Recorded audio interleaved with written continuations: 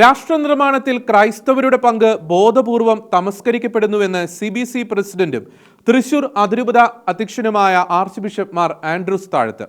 തൃശൂർ അതിരൂപത കുടുംബ കൂട്ടായ്മ കേന്ദ്രസമിതിയുടെ നേതൃത്വത്തിൽ നേതൃത്വ സംഗമമായ പെരേസിയ 2025 ഉദ്ഘാടനം ചെയ്ത് സംസാരിക്കുകയായിരുന്നു മാർ ആൻഡ്രൂസ് താഴത്തിന്റെ പരാമർശം. അതിരൂപത കുടുംബ കൂട്ടായ്മ കേന്ദ്ര സമിതിയുടെ നേതൃത്വത്തിൽ തൃശൂർ അതിരൂപതയിലെ 3200 കുടുംബ കൂട്ടായ്മകളിലെ ഭാരവാഹികളുടെ നേതൃത്വ സംഗമമായ പരേസ്യ 2025 നടത്തപ്പെട്ടു. അതിരൂപത സഹായമെത്രാൻ മാർ ടോണി നീലങ്കാവിൽ അധ്യക്ഷനായ യോഗം CBCI പ്രസിഡന്റും തൃശൂർ അതിരൂപത മെത്രാപ്പൊലീത്തയുമായ മാർ ആൻഡ്രൂസ് താഴത്ത് ഉദ്ഘാടനം ചെയ്തു.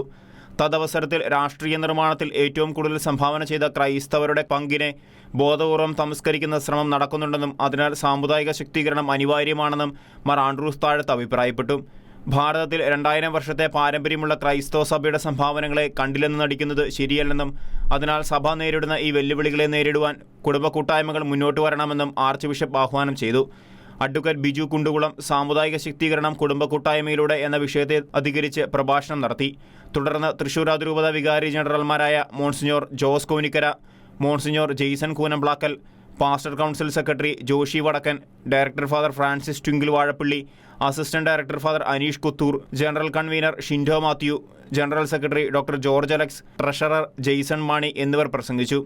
വർദ്ധിച്ചുവരുന്ന ലഹരിയുടെ ഉപയോഗത്തിനെതിരെ ബോധവൽക്കരണം നടത്തുന്നതിന്റെ ഭാഗമായി സംഗമത്തിൽ ലഹരിക്കെതിരെ പ്രമേയം പാസാക്കുകയും സംഗമത്തിൽ പങ്കെടുത്ത എല്ലാവരും ലഹരി വിരുദ്ധ പ്രതിജ്ഞ എടുക്കുകയും ചെയ്തു. Shekinah news, Thrissur.